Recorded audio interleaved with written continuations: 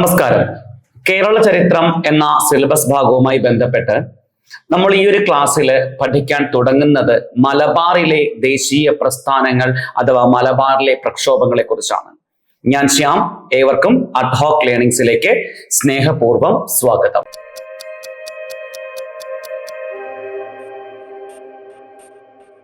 നമുക്ക് ആദ്യം പഠിക്കാം മലബാറിലെ മാപ്പിള കലാപങ്ങളെ കുറിച്ച്. ആ വാക്കെന്താണ്? മലബാറിലെ മാപ്പിള കലാപങ്ങൾ. ഏകദേശം 1836 മുതൽ 1853 വരെ മലബാറിലെ മുസ്ലിങ്ങളായ കർഷകർ ജന്മിത്തത്തിനും സവർണ മേധാവിത്വത്തിനും എതിരെ നടത്തിയ കർഷക സമരങ്ങൾ പൊതുവെ അറിയപ്പെടുന്ന പേര് മാപ്പിള കലാപങ്ങൾ എന്നാണ്. ശ്രദ്ധിക്കണം, 1836നും 1853നും ഇടയിൽ മലബാറിലെ മുസ്ലിങ്ങളായ കർഷകർ ജന്മിത്തത്തിനും സവർണ മേധാവിത്വത്തിനും ബ്രിട്ടീഷുകാർക്കും എതിരെയൊക്കെ നടത്തിയ സമരങ്ങൾ പൊതുവെ അറിയപ്പെടുന്ന പേര് മാപ്പിള കലാപങ്ങൾ എന്നാണ്. ആ മാപ്പിള കലാപങ്ങൾ ഒരു സമരമല്ല, ഒരു കൂട്ടം സമരമാണ്. അതിന്റെ കാലഘട്ടമാണ് 1836 മുതൽ ഏകദേശം 1853 വരെ. ഈ മാപ്പിള കലാപങ്ങള് കർഷക സമരം ആണോ, അല്ല മതപരമായ ലഹളയാണോ, അതോ മറ്റെന്തെങ്കിലും പ്രശ്നങ്ങളൊക്കെ ആണോ എന്നറിയാൻ വേണ്ടി ബ്രിട്ടീഷ് ഗവൺമെന്റ് ഒരു കമ്മീഷനെ നിയമിച്ചു. ഒരു വ്യക്തിയെ പറഞ്ഞു വിട്ടു. ആ വ്യക്തിയുടെ പേരാണ് T.L. സ്ട്രെയിഞ്ച്. പേരെന്തുവാണ്? T.L. സ്ട്രെയിഞ്ച്. അപ്പൊ T.L. സ്ട്രെയിഞ്ച് അന്വേഷിച്ചിട്ട് ആ വ്യക്തി ഒരു റിപ്പോർട്ട് സമർപ്പിച്ചു. ആ റിപ്പോർട്ടിലെ ഒരു ആശയം എന്ന് പറയുന്നത്, എല്ലാവരും പറയുന്ന പോലെ മാപ്പിള കലാപങ്ങൾ കർഷക സമരം ഒന്നുമല്ല, മറിച്ചൊരു പൂർണ്ണമായും മതപരമായ ലഹളയാണ് എന്നാണ് T.L. സ്ട്രെയിഞ്ച് അഭിപ്രായപ്പെട്ടത്. ഓർത്തു വെച്ചേക്കണേ. അപ്പോൾ മാപ്പിള കലാപങ്ങള് മതപരമായ ലഹളയാണ് എന്നും ഒരു കർഷക സമരം അല്ല എന്നും ഒക്കെ റിപ്പോർട്ട് സമർപ്പിച്ച വ്യക്തിയാണ് ആര്? T.L. സ്ട്രെയിഞ്ച്. ഈ സമയത്ത് ഈ T.L. സ്ട്രെയിഞ്ചിന്റെ ഈ റിപ്പോർട്ടിനെ അവിടുത്തെ മാപ്പിള സമരക്കാര് അഥവാ കർഷകര് അല്ലെങ്കിൽ ജനങ്ങള് പൂർണ്ണമായിട്ടും വിമർശിച്ചു. വീണ്ടും സമരം ശക്തമായപ്പോൾ ബ്രിട്ടീഷുകാര് ഒരു പുതിയ പോലീസ് സേന രൂപീകരിച്ചു. അതിന്റെ പേരാണ് മലപ്പുറം സ്പെഷ്യൽ പോലീസ്.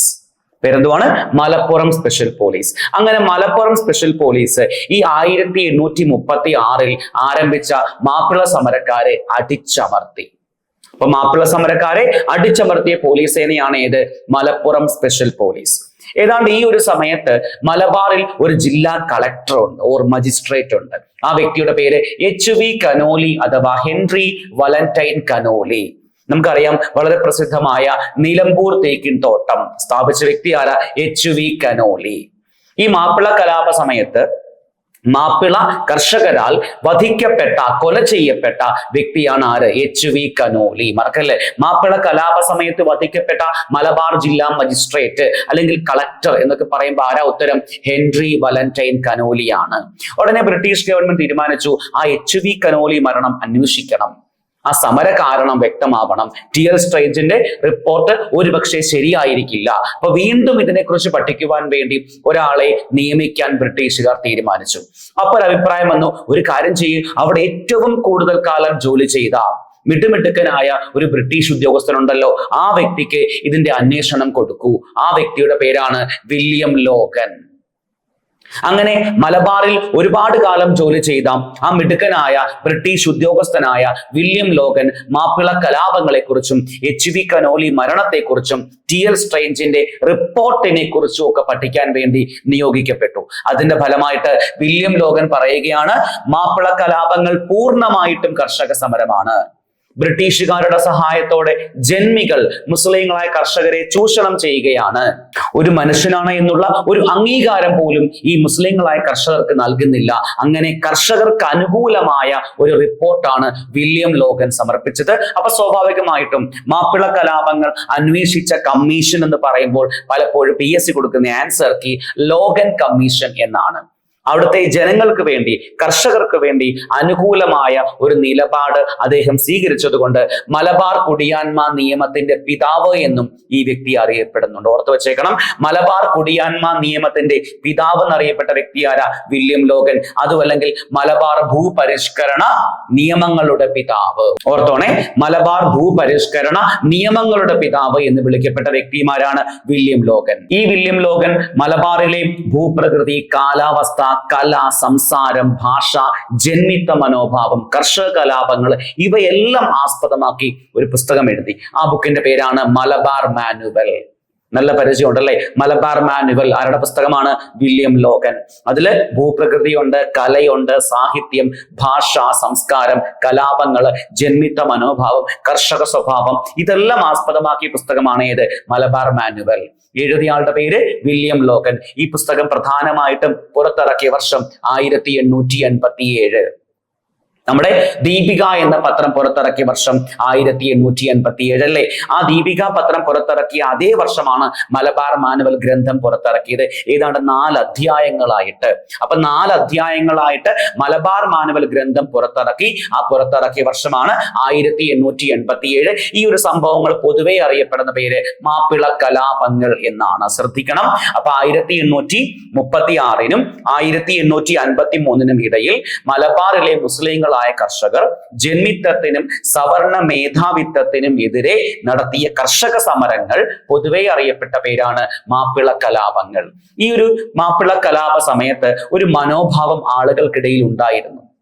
ഭൂമിയുടെ അവകാശികൾ സവർണ ഹിന്ദുക്കളാണെന്നും മുസ്ലിങ്ങളായ കർഷകർക്ക് ഈ ഭൂമിയുടെ മേൽ ഒരു അവകാശവും ഇല്ല എന്നുള്ള ധാരണയ്ക്ക് എതിരെയുണ്ടായ സമരമാണ് മാപ്പിള കലാപങ്ങൾ എന്ന് പറഞ്ഞാലും ഈ പ്രസ്താവന ശരി തന്നെയാണ് അല്ലെ? ഭൂമിയുടെ അവകാശികൾ സവർണ ഹിന്ദുക്കളാണെന്നും മുസ്ലിങ്ങളായ കർഷകർക്ക് ഭൂമിയുടെ മേൽ ഒരു അവകാശവും ഇല്ല എന്നുള്ള ധാരണക്കെതിരെ ഉണ്ടായ സമരമാണ് മാപ്പിള കലാപങ്ങൾ. ആ മാപ്പിള കലാപങ്ങള് മതപരമായ സമരമാണ് എന്ന് റിപ്പോർട്ട് സമർപ്പിച്ച വ്യക്തിയാണ് ടി.എൽ. Strange commission. അതിനെ വിമർശിച്ചുകൊണ്ട് മാപ്പിള കലാപങ്ങൾ പൂർണ്ണമായിട്ടും കർഷക സമരമാണ്, അവർക്ക് ആവശ്യമുള്ള അവരുടെ അവകാശങ്ങൾ അവർക്ക് നൽകുക തന്നെ വേണം എന്ന് പറഞ്ഞുകൊണ്ട് കർഷകർക്ക് വേണ്ടി ഒരു അനുകൂല നിലപാട് സ്വീകരിച്ച വ്യക്തിയാണ് വില്യം ലോഗൻ. അതാണ് മാപ്പിള കലാപങ്ങൾ അന്വേഷിച്ച കമ്മീഷൻ, ലോഗൻ കമ്മീഷൻ. മാപ്പിള കലാപ സമയത്ത് വധിക്കപ്പെട്ട മലബാർ ജില്ലാ ജഡ്ജാണ് H.V. കനോലി അഥവാ ഹെൻറി വലന്റൈൻ കനോലി. ഈ മാപ്പിള കലാപത്തെ അടിച്ചമർത്തിയ പോലീസ് സേനയാണ് മലപ്പുറം സ്പെഷ്യൽ പോലീസ്. മലബാർ കുടിയാന്മ നിയമത്തിന്റെയും അല്ലെങ്കിൽ മലബാർ ഭൂപരിഷ്കരണ നിയമങ്ങളുടെയും പിതാവ് എന്ന് വിളിക്കപ്പെട്ട വ്യക്തിയാണ് വില്യം ലോഗൻ. ആ വ്യക്തിയുടെ പുസ്തകമാണ് മലബാർ മാനുവൽ. ഈ പുസ്തകം പുറത്തിറക്കിയ വർഷം 1887. 4 അധ്യായങ്ങളായിട്ട് പുറത്തിറക്കിയ പുസ്തകമാണ് അത്. ശരിയല്ലേ? അപ്പൊ ഇത്രയും ഭാഗം നിങ്ങൾക്ക് മനസ്സിലായില്ലേ? നമുക്കിനി നേരെ മറ്റൊരു ഭാഗത്തേക്ക് വരാം. അപ്പൊ കർഷകരുടെ ആവശ്യങ്ങൾ അവർക്ക് ലഭിക്കണം എന്ന് ആവശ്യപ്പെട്ടുകൊണ്ടാണ് അവർ സമരം ചെയ്തത്. ആ സമരം അറിയപ്പെടുന്ന പേര് മാപ്പിള കലാപങ്ങൾ. അങ്ങനെ അവർക്ക് അവകാശം നൽകുവാണെങ്കിൽ ആ നിയമം അറിയപ്പെടുന്ന പേരെന്തുമായിരിക്കും? ഭൂപരിഷ്കരണ നിയമങ്ങൾ. ശരിയാണോ അല്ലെ? ഈ മാപ്പിള സമരക്കാര് അഥവാ ഈ കർഷക സമരക്കാർക്ക് എന്താണ് വേണ്ടത്? അവർക്ക് ഭൂമിയുടെ മേൽ അവകാശം, കർഷകർ എന്നുള്ളൊരു മനോഭാവമെങ്കിലും അവർക്ക് ലഭിക്കണം. അങ്ങനെ കർഷകർക്ക് വേണ്ടി നിയമങ്ങൾ പാസ്സാക്കുമ്പോൾ തീർച്ചയായിട്ടും ആ നിയമങ്ങൾ പൊതുവെ അറിയപ്പെടുന്ന പേരെന്താണ്? ഭൂപരിഷ്കരണ നിയമങ്ങൾ എന്നായിരിക്കും. നമുക്കൊരു കാര്യം ചെയ്യാം, നേരെ കേരളത്തിലുണ്ടായ ആദ്യകാല ഭൂപരിഷ്കരണ നിയമങ്ങളെ കുറിച്ച് ഈ ഭാഗത്ത് മനസ്സിലാക്കാം. മാപ്പിള കലാപങ്ങൾ ശക്തമാകുന്നു, മലബാറിലെ ശക്തമായ പ്രക്ഷോഭങ്ങളൊക്കെ ഉണ്ടാകുന്നു. ഏതാണ്ട് ഈ ഒരു സമയത്ത് തിരുവിതാംകൂർ രാജാവുണ്ട്. ആ രാജാവിന്റെ പേര് ആയില്യം തിരുനാൾ. ഏകദേശം 1860 മുതൽ 1880 വരെ തിരുവിതാംകൂർ ഭരിച്ച രാജാവാണ് ആയില്യം തിരുനാൾ. ഈ ആയില്യം തിരുനാൾ 1865 എന്നാണ് 1865 കർഷകർക്ക് വേണ്ടി ഒരു നിയമം പാസാക്കി. ഈ നിയമം അറിയപ്പെടുന്ന പേരാണ് പണ്ടാരപ്പാട്ട വിളംബരം. അറിയപ്പെടുന്ന പേരെന്തുവാ? പണ്ടാരപ്പാട്ട വിളംബരം. അപ്പൊ കർഷകർക്ക് വേണ്ടി ഒരു വിളംബരം കൊണ്ടുവരുന്നു. ആ വിളംബരം അറിയപ്പെടുന്ന പേര് പണ്ടാരപ്പാട്ട വിളംബരമാണ്. അത് പ്രഖ്യാപിച്ച വർഷം 1865 ആണ്. അപ്പൊ ഒരു ചോദ്യമുണ്ട്, എന്താണ് ഈ പണ്ടാരം എന്ന് പറഞ്ഞാൽ? തിരുവിതാംകൂറിലെ ഭൂമിയെ നമുക്ക് പ്രധാനമായിട്ടും 4ആയിട്ട് വേർതിരിക്കാം. ദേവസ്വം, ബ്രഹ്മസ്വം, ദാനം, പണ്ടാരം. വാക്കെന്തൊക്കെയാണ്? ദേവസ്വം, ബ്രഹ്മസ്വം, ദാനം, പണ്ടാരം. ദേവസ്വം എന്ന് പറഞ്ഞാൽ ക്ഷേത്രഭൂമി, ബ്രഹ്മസ്വം എന്ന് പറഞ്ഞാൽ ബ്രാഹ്മണന്മാരുടെ ഭൂമി, ആർക്കും അവകാശമില്ലെങ്കിൽ അഥവാ മിച്ച ഭൂമിയാണെങ്കിൽ ആ വാക്ക് ദാനം എന്നാണ്. സർക്കാരിന്റെ വസ്തുവാണെങ്കിൽ ആ ഭൂമി അറിയപ്പെടുന്ന പേര് പണ്ടാരം എന്നാണ്. അപ്പൊ സർക്കാർ ഭൂമിയുടെ മേൽ കർഷകർക്ക് അവകാശം കൊടുത്ത വിളംബരമാണ് പണ്ടാരപ്പാട്ട വിളംബരം. മനസ്സിലായ പറഞ്ഞേ? സർക്കാർ വസ്തുവിന്മേൽ കർഷകർക്ക് അവകാശം നൽകിയ വിളംബരമാണ് പണ്ടാരപ്പാട്ട വിളംബരം. അത് പ്രഖ്യാപിച്ച വർഷം 1865. നമ്മളിപ്പോ പറഞ്ഞ കാര്യം ഭൂമിയെ 4ആയിട്ട് വേർതിരിച്ചു എന്നാണ്. ദേവസം, ബ്രഹ്മസം, ദാനം, പണ്ടാരം ഇവയിൽ പെടാത്ത മറ്റൊരു ഭൂമിയുണ്ട്. അതിന്റെ പേര് ചേരിക്കൽ എന്ന് പറയും. പരിചയമുണ്ടോ ആ പേര്? ആ വാക്കെന്താണ്? ചേരിക്കൽ. ഈ നാടുവാഴികളുടെ ഭൂമി അറിയപ്പെടുന്ന പേര് ചേരിക്കൽ ഭൂമി എന്നാ. മനസ്സിലാക്കണേ, നാടുവാഴികളുടെ ഭൂമി അറിയപ്പെടുന്ന പേരെന്തുവാണ്? ചേരിക്കൽ ഭൂമി. അപ്പൊ അതങ്ങ് പോട്ട്. സർക്കാർ ഭൂമി അറിയപ്പെട്ട പേരെന്തുവാണ്? പണ്ടാരം. ഈ സർക്കാർ ഭൂമിയിൽ ഒരു കർഷകന് പണിക്ക് പോയാൽ ആ കർഷകൻ ആ ഭൂമിയുടെ മേൽ ഒരു ചെറിയ അവകാശമുണ്ട് എന്നാര് പറഞ്ഞു? ആയില്യം. ആ പറച്ചിലിന്റെ പേരാണ് പണ്ടാരപ്പാട്ട വിളംബരം. അത് പ്രഖ്യാപിച്ച വർഷം 1865. മനസ്സിലാക്കണം, കേരളത്തിൽ തന്നെ ആദ്യമായിട്ട് അല്ലെങ്കിൽ ട്രാവൻകൂറിൽ ആദ്യമായിട്ട് കർഷകർക്ക് അനുകൂലമായ ഒരു വിളംബരം വരികയല്ലേ. അപ്പൊ ആ വാക്കെന്ത് വരും? തിരുവിതാംകൂറിന്റെ കർഷകരുടെ മാഗ്നാ കാർട്ട. തിരുവിതാംകൂറിന്റെ കർഷകരുടെ മാഗ്നാ കാർട്ട എന്ന് വിളിക്കപ്പെട്ട സംഭവമാണ് പണ്ടാരപ്പാട്ട വിളംബരം. അത് പ്രഖ്യാപിച്ച വർഷം 1865. ശരിയല്ലേ? രാജാവിന്റെ പേര് ആയില്യം. അപ്പൊ നമുക്ക് മനസ്സിലാക്കാൻ പറ്റും, കർഷകര് പ്രധാനമായും ജോലിക്ക് പോകുന്നത് അല്ലെങ്കിൽ കുടിയാന്മാര് പ്രധാനമായും ജോലിക്ക് പോകുന്നത് ഈ സർക്കാർ വസ്തുവിൽ മാത്രമാണോ? ഒരിക്കലുമല്ല. ജന്മിമാരുടെ ഭൂമിയിലാണ്. ശരിയല്ലേ? പ്രധാനമായിട്ടും അവരിവിടെ ജോലിക്ക് പോകുന്നത് ജന്മിമാരുടെ ഭൂമിയിലാണ്. അപ്പൊ ജന്മിമാരുടെ ഭൂമിയിൽ പണിക്ക് പോയാലും അവർക്ക് ഈ അവകാശം കൊടുക്കണ്ടേ? കൊടുക്കണം. രാജാവിന്റെ ഭൂമിയിൽ അല്ലെങ്കിൽ സർക്കാരിന്റെ ഭൂമിയിൽ പണിക്ക് പോയാൽ അവകാശം ഉണ്ടെങ്കിൽ ഇനി ജന്മിയുടെ ഭൂമിയിൽ പണിക്ക് പോയാലും അവകാശം കൊടുക്കണ്ടേ? കൊടുക്കണം. അതിന്റെ പേരെന്തുവാ? ജന്മിക്കുടിയാൻ വിളംബരം. ഇപ്പൊ ഭൂമിയുടെ മേൽ കർഷകർക്കുള്ള അവകാശം സ്ഥിരപ്പെട്ടു അല്ലെ? ഭൂമിയുടെ മേൽ കർഷകർക്കുള്ള അവകാശം സ്ഥിരപ്പെട്ടു. ആ സ്ഥിരപ്പെട്ട വിളംബരമാണ് 1867 ജന്മിക്കുടിയാൻ വിളംബരം. ആ ജന്മിക്കുടിയാൻ വിളംബരവും പ്രഖ്യാപിച്ച രാജാവിന്റെ പേര് ആയില്യം. ആ ജന്മിക്കുടിയാൻ വിളംബരം അറിയപ്പെടുന്ന മറ്റൊരു പേരുണ്ട്, നോക്കി വെച്ചോണം, പരീക്ഷയ്ക്ക് ചോദിക്കും. കാണാപ്പാട്ട വിളംബരം. അപ്പൊ ജന്മിക്കുടിയാൻ വിളംബരം അറിയപ്പെടുന്ന മറ്റൊരു പേരെന്തുവാ? കാണാപ്പാട്ട വിളംബരം. ക്ലിയർ ആണോ? അപ്പൊ 1865 പണ്ടാരപ്പാട്ട വിളംബരം, 1867 ജന്മിക്കുടിയാൻ വിളംബരം, ഇതൊക്കെ വിളംബരം മാത്രമല്ലേ? വിളംബരം കൊണ്ട് മാത്രം കർഷകർക്ക്, കുടിയാന്മാർക്ക് ഭൂമിയുടെ മേൽ നിയമപ്രകാരം അവകാശം കിട്ടുമോ? ഒരിക്കലും കിട്ടത്തില്ല. ഈ വിളംബരം എന്തായിട്ട് മാറണം? നിയമമായിട്ട് മാറണം. ശരിയല്ലേ? നിയമം വരുമ്പോൾ മാത്രമേ നമുക്കത് ചോദ്യം ചെയ്യാൻ അവകാശം ഉണ്ടാവത്തുള്ളൂ. വിളംബരം ഒരു പറച്ചില് മാത്രമാണ്. അങ്ങനെ ഭൂമിയുടെ മേൽ കർഷകർക്കുള്ള അവകാശം നിയമപ്രകാരം കൊടുക്കാൻ തീരുമാനിച്ചു. ആദ്യം തിരുവിതാംകൂറിൽ വന്നു, പിന്നെ കൊച്ചിയിൽ വന്നു, പിന്നെ മലബാറിൽ വന്നു. ആ നിയമങ്ങൾ പൊതുവെ അറിയപ്പെടുന്ന പേര് ഭൂപരിഷ്കരണ നിയമങ്ങൾ. അപ്പൊ ഭൂപരിഷ്കരണ നിയമങ്ങൾ അല്ലെ? അപ്പൊ ആ വാക്കെന്തുവാ? ഭൂപരിഷ്കരണ നിയമം ആദ്യം തിരുവിതാംകൂറിൽ വന്ന വർഷം 1896. 1896. മനസ്സിലാക്കണം. ഈ ഭൂപരിഷ്കരണ നിയമം ആർക്ക് വേണ്ടിയാ? കുടിയാന് വേണ്ടി, ഒരു കർഷകർക്ക് വേണ്ടിയല്ലേ? ഒരു ജന്മിയുടെ ഭൂമിയിൽ മാത്രമേ ഒരു കർഷകന് പണിക്ക് പോകാൻ പാടുള്ളൂ എങ്കിൽ ആ വ്യക്തി കുടിയാനാ അല്ലെ? കുടിയാൻ വേറെ, കർഷകൻ വേറെ. ഇവിടെ ജന്മിയുടെ ഭൂമിയിൽ ഒരു വ്യക്തി പണിക്ക് പോവുകയാണെങ്കിൽ ആ വ്യക്തിയുടെ ഭൂമിയിൽ മാത്രമേ പണിക്ക് പോകാൻ പാടുള്ളൂ എങ്കിൽ ആ വ്യക്തി കുടിയാനാ. അപ്പൊ കുടിയാന്മാർക്ക് വേണ്ടി വേണം നിയമങ്ങൾ പാസ്സാവാൻ. അപ്പൊ ഭൂപരിഷ്കരണ നിയമങ്ങൾ ട്രാവൻകൂറിലും കൊച്ചിയിലും മലബാറിലും ഒക്കെ വരുമ്പോൾ അത് പ്രധാനമായും ആർക്ക് വേണ്ടിയാ? കർഷകർക്ക് വേണ്ടിയാണോ? അല്ല, കുടിയാന്മാർക്ക് വേണ്ടിയാണ്. ആർക്ക് വേണ്ടിയാ? കുടിയാന്മാർക്ക് വേണ്ടിയാണ്. അപ്പൊ ഭൂപരിഷ്കരണ നിയമം അഥവാ കുടിയാന്മാ നിയമം തിരുവിതാംകൂറിൽ വന്ന വർഷം 1896. പഠിച്ചോ? കൊച്ചിയിൽ വന്ന വർഷം 1914. മലബാറിൽ വന്ന വർഷം 1929. ഓർത്തു വെച്ചേക്കണേ. അപ്പൊ കൊച്ചിയിൽ 914, മലബാർ 929, ട്രാവൻകൂർ 1896. പ്രധാനപ്പെട്ട വർഷമാണ്. സ്കൂൾ പുസ്തകത്തിൽ ഈ വർഷം പറയുന്നുകൊണ്ട് ഉഴപ്പരുത്. ഈ വർഷം പഠിച്ചു വെച്ചേക്കണം. ഒന്നുകൂടെ, ഭൂപരിഷ്കരണ നിയമങ്ങൾ. മെയിൻ ഹെഡിങ് ആണ് കുടിയാന്മാ നിയമം. തിരുവിതാംകൂറിൽ 1896, കൊച്ചിയിൽ 914, മലബാർ 929. അപ്പൊ ആലോചിച്ച് നോക്കി, 1865 1896 പരസ്പരം വ്യത്യാസമില്ലേ? 1865 പണ്ടാരപ്പാട്ട വിളംബരം, സർക്കാർ ഭൂമിയുടെ മേൽ അവകാശം വിളംബരം. 67 ജന്മിക്കുടിയാൻ വിളംബരം, ജന്മിയുടെ ഭൂമിയുടെ മേലുള്ള അവകാശം വിളംബരം. ശരിയല്ലേ? ഇനി വീണ്ടും ആലോചിച്ച് നോക്കി, കർഷകർക്ക് അല്ലെങ്കിൽ കുടിയാന് ഭൂമിയുടെ മേലുള്ള അവകാശം സ്ഥിരപ്പെട്ട വിളംബരമാണ് ജന്മിക്കുടിയാൻ വിളംബരം. ആണോ? അല്ലേ? അതെ. നമ്മൾ ഇടയ്ക്കാ ഭാഗം ഒന്ന് പറഞ്ഞായിരുന്നു, ഓർമ്മയുണ്ടോ? കർഷകർക്ക് അല്ലെങ്കിൽ കുടിയാന് ഭൂമിയുടെ മേലുള്ള അവകാശം സ്ഥിരപ്പെട്ടു, അരക്കിട്ട് ഉറപ്പിച്ചു. ആ ഉറപ്പിച്ച വിളംബരമാണ് ജന്മിക്കുടിയാൻ വിളംബരമെങ്കിൽ ആ ജന്മിക്കുടിയാൻ വിളംബരം ഇനി എന്താക്കിയാൽ മതി? നിയമമാക്കിയാൽ പോരെ. അപ്പൊ ആ വാക്കെന്തുവാ? ജന്മിക്കുടിയാന്മാ നിയമം. അപ്പൊ ജന്മിക്കുടിയാന്മ വിളംബരം 1867, ജന്മിക്കുടിയാന്മ നിയമം 1896. അതിന്റെ കോമൺ നെയിം എന്തുവാ? കുടിയാന്മ നിയമം തിരുവിതാംകൂറിൽ വന്നു. ഒരു പക്ഷേ ഒരല്പം പാടാണ് ഈ ഭാഗം മനസ്സിലാക്കാൻ. അങ്ങനെ ഉണ്ടെങ്കിൽ ഇത്ര മാത്രം ഓർത്തു വെച്ചാൽ മതി. 1865 പണ്ടാരപ്പാട്ട വിളംബരം, 1867 ജന്മിക്കുടിയാൻ വിളംബരം. ഇനി കുടിയാന്മ നിയമം തിരുവിതാംകൂർ 1896, കൊച്ചി 914, മലബാർ 929. അതവിടെ കഴിഞ്ഞു. എക്സ്ട്രാ 2 പോയിന്റ് ചേർത്ത് പഠിച്ചു വെച്ചാൽ മതി. ജന്മിക്കുടിയാൻ വിളംബരം 1867, ജന്മിക്കുടിയാൻ നിയമം 1914.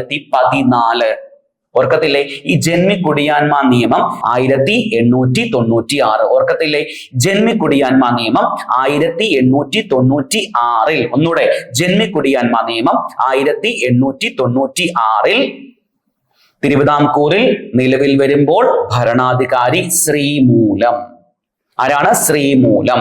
ഇനി ജന്മിക്കുടിയാന്മ വിളംബരം തിരുവിതാംകൂറിൽ 1867 വരുമ്പോൾ രാജാവ് ആയില്യം. കിട്ടിയോ? തിരിച്ചു വരാമേ.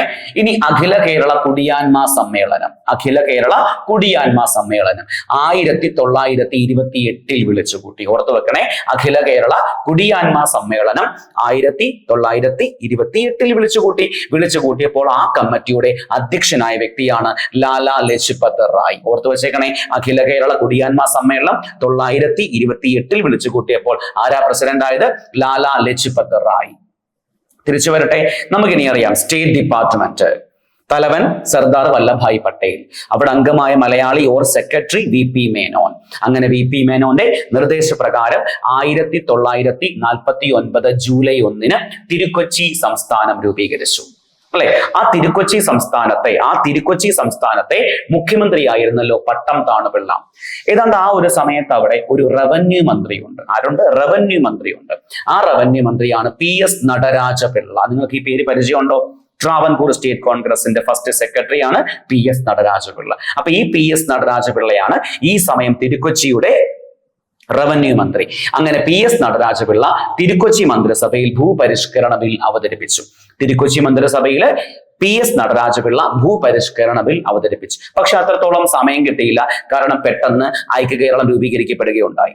ഐക്യകേരളം രൂപീകരിക്കപ്പെട്ട ശേഷം 956 ശേഷം EMS മുഖ്യമന്ത്രിയായി. അവിടുത്തെ റവന്യൂ മന്ത്രിയാണ് ആര്? KR ഗൗരിയമ്മ. അങ്ങനെ KR ഗൗരിയമ്മ ആ PS നടരാജപിള്ളയുടെ ഭൂപരിഷ്കരണ ബില്ലിന്റെ ഒരു പുതിയ ഭാവം 1ാം കേരള നിയമസഭയിൽ അവതരിപ്പിക്കുകയുണ്ടായി. അതിനൊക്കെ എതിരെ ഉണ്ടായ സമരമായിരുന്നു വിമോചന സമരം. അങ്ങനെ അവിടെ ബില്ല് പാസ്സായില്ല. എന്നാൽ കേരള ഭൂപരിഷ്കരണ ബില്ല് അഥവാ കേരള ഭൂപരിഷ്കരണ നിയമം നിലവിൽ വന്ന വർഷം പരീക്ഷയ്ക്ക് കയറി ചോദിക്കും. 970 ജനുവരി 1. 970 ജനുവരി 1. അപ്പൊ കേരളത്തിൽ ഭൂപരിഷ്കരണ നിയമം നിലവിൽ വന്ന വർഷം 970 ജനുവരി 1. അപ്പൊ കേരളത്തിൽ ജന്മിത്വം അവസാനിപ്പിച്ച വർഷം 970. ഈ സമയം കേരള മുഖ്യമന്ത്രിയാണ് C അച്യുതമേനോൻ. ഈ ഭാഗം ഞാൻ വീണ്ടും പറയട്ടെ, ശ്രദ്ധിക്കണേ. ഒന്ന്, VP മേനോന്റെ നിർദ്ദേശപ്രകാരം 1949 ജൂലൈ 1 തിരുക്കൊച്ചി സംസ്ഥാനം രൂപീകരിക്കുന്നു. ആ തിരുക്കൊച്ചി മന്ത്രിസഭയിലെ റവന്യൂ മന്ത്രിയായിരുന്നു PS നടരാജപിള്ള. അങ്ങനെ PS നടരാജപിള്ള ഒരിക്കൽ ഭൂപരിഷ്കരണ ബില്ല് അവതരിപ്പിക്കുകയുണ്ടായി. എന്നാൽ പെട്ടെന്ന് സംസ്ഥാന പുനഃസംഘടനാ നിയമപ്രകാരം 956 നവംബർ മാസം ഐക്യ കേരളം രൂപീകരിച്ചതോടുകൂടി തിരുക്കൊച്ചിയിലെ ഭൂപരിഷ്കരണ ബിൽ അവിടെ പ്രാവർത്തികമാകുന്നില്ല. ആ ഭൂപരിഷ്കരണ ബില്ലിന് ചില മാറ്റങ്ങളൊക്കെ വരുത്തിയിട്ട് KR ഗൗരിയമ്മ 1ാം കേരള നിയമസഭയിൽ ഭൂപരിഷ്കരണ ബില്ല് കൊണ്ടുവെക്കുന്നു. ആ സമയമാണ് വിദ്യാഭ്യാസ മന്ത്രിയായ ജോസഫ് മുണ്ടശ്ശേരി വിദ്യാഭ്യാസ ബില്ല് കൊണ്ടുവെക്കുന്നു. ഈ 2 ബില്ലുകൾക്കെതിരെ ഉണ്ടായ സമരമാണ് വിമോചന സമരം. അങ്ങനെ EMS മന്ത്രിസഭയെ പിരിച്ചുവിടുന്നു. 1ാമത്തെ കേരള മുഖ്യമന്ത്രി EMS, 2ാമത്തെ പട്ടം Thanupillai, 3ാമത്തെ R Shankar, 4ാമത്തെ EMS, 5ാമത്തെ C Achutha Menon. ആ മന്ത്രിസഭയിലെ ഭൂപരിഷ്കരണ ബില്ല് പാസ്സായി. അപ്പൊ കേരള ഭൂപരിഷ്കരണ നിയമം കേരളത്തിൽ നിലവിൽ വന്ന വർഷം 970 ജനുവരി 1. അപ്പൊ കേരളത്തിൽ ജന്മിത്വം അവസാനിപ്പിച്ച വർഷം 970. അതോടുകൂടി പൂർണ്ണമായിട്ട് കേരളത്തിൽ ഭൂപരിഷ്കരണ നിയമങ്ങൾ നിലവിൽ വന്നു. അതോടുകൂടി ജന്മിത്വ സമ്പ്രദായം അവസാനിപ്പിക്കുന്നു, കുടിയാന്മ സമ്പ്രദായം അവസാനിക്കുന്നു, കർഷക സമ്പ്രദായം ആരംഭിക്കുന്നു. ക്ലിയർ ആണോ? ഒരല്പം പാടാന്ന് ഞാൻ പറഞ്ഞില്ലായിരുന്നു. കാര്യങ്ങൾ മനസ്സിലാക്കിയേ പഠിക്കാവൂ. നമ്മൾ പറഞ്ഞ കാര്യങ്ങൾ ആദ്യം എന്താണ് മാപ്പിള കലാപങ്ങൾ എന്ന് പറഞ്ഞു. അതിന്റെ വ്യക്തമായി നമുക്ക് മനസ്സിലാക്കുകയും ചെയ്തു. അവർക്ക് എന്താണോ ആവശ്യം അത് ട്രാവൻകൂറിൽ കൊടുക്കാൻ തീരുമാനിച്ചു. അതിന്റെ പേര് പണ്ടാരപ്പാട്ട വിളംബരം, വിളംബരം പറച്ചിൽ. എന്നാൽ 1867 വീണ്ടും വിളംബരം കൊണ്ടുവന്നു, ജന്മിക്കുടിയാൻ വിളംബരം. ആ ജന്മിക്കുടിയാൻ വിളംബരം അറിയപ്പെടുന്ന മറ്റൊരു പേര് കാണാപ്പാട്ട വിളംബരം. അങ്ങനെ ആ വിളംബരം നിയമമാക്കാൻ തീരുമാനിച്ചു. അപ്പൊ ജന്മിക്കുടിയാന്മാർ നിയമം ട്രാവൻകൂറിൽ വന്നു 1896.